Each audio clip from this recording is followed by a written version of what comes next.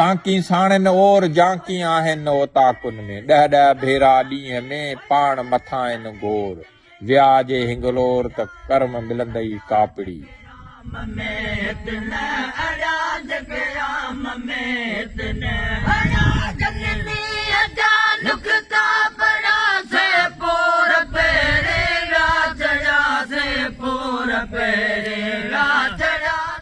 कछे काछोटी नांगन बधी नीह जी जहिड़ा आया जग में तहिड़ा विया मोटी उन्हीं जी चोटी पूरब थींदी पधरी भिनीअ थियूं भड़कन बाहियूं बेरागिन जूं हलो त सेकियूं हथड़ा मथे तन मचन मुला सनासियन मुंह जड़ लगी जान में जड़ा जग जी जान बसा जड़ा जग जी जान बसा जड़ा जननी जान लुकता बड़ा से पूर पेरे नूरी ऐं नारी जोगियड़ा जहान में बरी जंहिं बारी आऊं न जीअंदसि उनरीअ जा बुराद बुतन सा उञ बुख आदेसिन रोज़ा रिंद रखन ईदन ओॾा कापड़ी दोस्तों अॼु हिते हिंगलाज में जंहिंखे नानी जो मंदर बि चवनि था हिते असांजो अचण जो इहो ख़ासि इहो मक़सदु त लतीफ़ बि हिते पंधु कयो आहे हीउ आस्थान बि तव्हांखे ॾेखारणो हुयो दोस्तो हीउ बलोचिस्तान जे लस ॿेले जेको ज़िलो आहे उते जो हीउ आस्थान आहे हाणे हीउ ॾिसो त हीउ त इंतिहाई ख़ूबसूरत स्ट्रक्चर जेको हीउ कुदरती हीउ ठहियलु आहे ऐं हिते ई जेको हिंगोल जेको राक्षस हुयो हीउ जेको आस्थान आहे हिते हुन ॾेखारी ॾिनी हुई उन हिंगोल राक्षस खे गुस्से वारो जेको रूप आहे उन राक्षस खे ॾेखारियो हुयो ऐं हुते वञी हुनखे मारियो हुयो जेको ही नंढो मंदरु आहे ऐं होॾां वरी हू जेको आहे जिथे हुनखे मारियो हुयो उहो वॾो मंदरु आहे ऐं लतीफ़ सरकार जेको हिते आयो हुयो हुन सामी जेके ख़ासि करे हिननि जो पंधु हूंदो हुयो पूरब खां थींदा पोइ इहो सिंध जो विच वठंदा हिन बलूचिस्तान वारे हिन इलाइक़े में ही दरवेश हिते ईंदा हुया ऐं हिननि सां गॾु लतीफ़ सरकार आयो जेको बि रामकली जेकॾहिं तव्हां सुर पढ़ंदव त उहो सॼो ही जेके हिते हिन आस्थान ते उहो ईंदा हुया हू त पोइ सालनि जी तपस्या कंदा पोइ मुख़्तलिफ़ लतीफ़ सरकार जा बुराद बुतन सा उञ बुख आदेसिन रोज़ा रिंद रखन ओॾा ईदन ओॾा कापड़ी कनपट कापट कापड़ी कनोटिया कन चीर सदा वेहन सामोहा आशिक उतर हीर तस्या ॾेई तन खे साड़ियाऊं शरीर जे फना थिया फ़क़ीर हलो तकिया पसूं तन जा ही बि तकियो उन्हनि जो आहे हिते आया आहियूं अचो त हिन मंदर जो सॼे जो पाण दीदार करियो ही जेको आहे उहा जॻह आहे जिते हिंगोल जेको राक्षस हुयो उनखे हुन ॾेखारी ॾिनी ऐं उते कावड़ वारो जेको इज़हार कयो हुयो जंहिंखां डप खां भॼी हुते वञी राक्षस लिकियो त पोइ उते वञी हुनखे राक्षस खे हिन मारियो ऐं पोइ उते जी कहाणी उते ॿी ॻाल्हि कंदासीं ही जेको आस्थान आहे असां आयासीं ॾाढो ख़ूबसूरत बलोचिस्तान जूं शयूं आहिनि माना आख़िरी टाइम में हिंगोल राक्षस चयो की माता मूंखे माफ़ कर माता चयो तो माना गुनाह जाम कया आहिनि इन करे तोखे दंड त ज़रूरु मिलंदो सही आहे पोइ इन जे चई हाणे तोखे वरदान थी ॾियां तुंहिंजी बि माता पूरे दुनिया जी माता सही उनखे मारियो ॿई मूर्तियूं थियूं हिकिड़ी माता पाण में शक्ति प्रकट कई हुई शक्ति आहे ॿियो माता पाण आहे हिते बि पंहिंजो रूप ॾेखारियो गुस्से में हिन जे करे काली मां कहलाई थी ही उहो आस्थान आहे जिथे हिते हिनखे डिॼायो हुयो हा जितायो हुते वञी हुनखे मारियो हुयो जी जी जी हा मुख़्तलिफ़ सुरंगूं बि हिन में आहिनि ही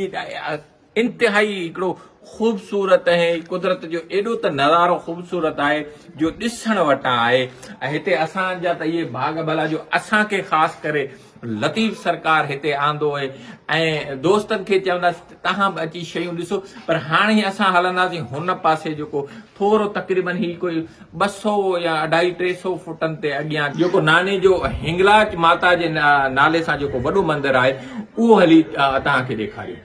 जड़ा जननी जान लुकता बड़ा से पूर पेरे जड़ा से पूर पेरे जड़ा से पूर पेरे बुख विधाऊं बुगरी जोगी कंदा जुञ तलब न रखनि ताम जी ओतियो पियनि उञ लाउत्यनि लतीफ़ चए मन मारे कयो मुञ सामी जागे सुञ वञी वसूअ वेझा थिया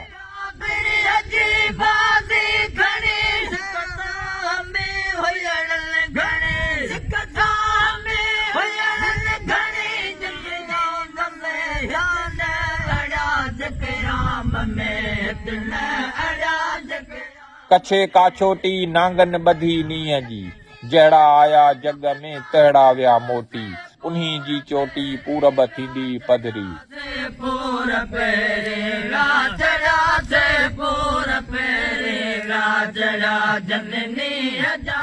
रया थई रात सुबुह वींदई साबरी लों लों मंझ लतीफ़ चए कर तनी जी तात जोगिन संदी ज़ात बे भेरे मस मिड़े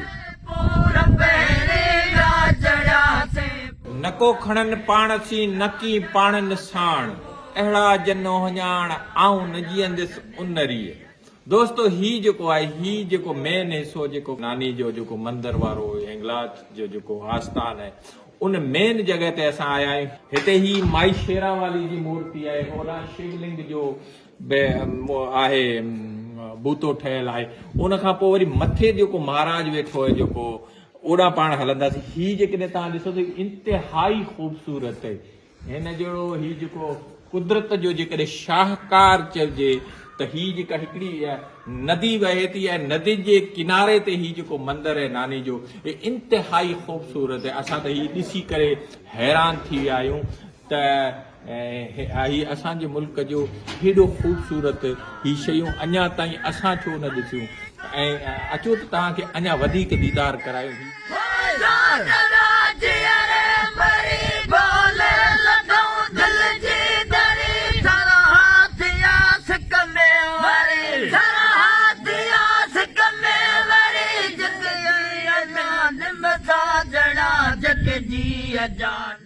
तांकी साणन और जहां आहिनि ओ ताकुन में ॾह ॾह भेरा ॾींहं में पाण मथां व्याज हिंगलोर त कर्म मिलंदई कापड़ी दोस्तो ही जेको ख़ासि जेको मेन आस्थान आहे नानी जे मंदिर जो ही हिंगलाज में ही आया आहियूं ऐं ही महाराज बि वेठा आहिनि ही जेको आहे मेन आस्थान आहे हिते आया आहियूं हिते ई लतीफ़ सरकार आयो बाबा साईं जय माता दी जय माता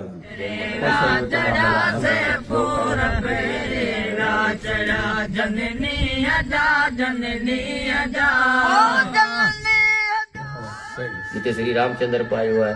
300 साल पहिरीं शाप नदी भिटाई पायो आहे कबीर साहब बि हिते आयो आहे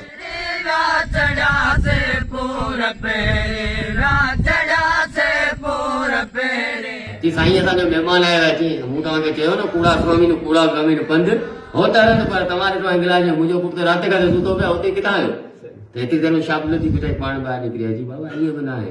सचा स्वामी न पंध हो त रहंदो बेशक अलाह तारी जॻह ई आहे पर आऊं वियो आहे हिंगलाज में हुन नानी खे हथनि सां खीर पियारे हिननि ॾिठो हिंगलाज में तंहिंजे करे हिनखे चयो वेंदो आहे नानी मंदिर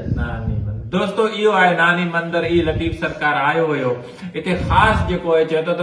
जॾहिं ही ॾिठई त ही हिते खीर पियारनि पिया पोइ चई त कूड़ा सामिन पंध हो त हर हंधि हिननि ॾिठो हिंगलाज में पोइ जॾहिं वरी ही ॾिठूं त ही ॾिठई त ही त शयूं हिते ॻाल्हियूं पियूं आहिनि मौजूदा बि ॿिया आहिनि पोइ जॾहिं हिन इहे शयूं हुननि जो जेको ज्ञान हुननि लतीफ़ सरकार हुननि जो हासिल कयो तॾहिं चई त सचा सामी न पंध हो त हर हंधि हिननि ॾिठो हिंगलाज में त हीअ उहा ई जॻह आहे जिथे उहो जेको मंदिर आहे तव्हांखे ॾेखारणो हुयो उहा शइ महाराज तव्हांजी वॾी महिरबानी जो असांखे टाइम ॾिनो महिरबानी असल ॻाल्हि आहे त इंसान जी ख़िदमत करण सां अलाह ख़ुशि थिए थो जॾहिं अलाह हिन शइ सां ख़ुशि थिए थो असीं ॿियूं शयूं छो ॻोल्हियूं त असीं त हर कंहिंजी ख़िदमत करियूं ख़िदमत वॾी शइ आहे असीं चवंदा आहियूं महिमान यानी अतिथि यानी भॻवान जॾहिं भॻवान जो रूप स्वयं स्वरूप अचे थो त असीं ॿिए वटि छो वञूं असां वटि अचे थो न निकिरे त हिनजे करे असांजो कमु हर कंहिंखां ख़िदमत करणु अलाह ताला खे ख़ुशि रहे दोस्तो तव्हांजी महिरबानी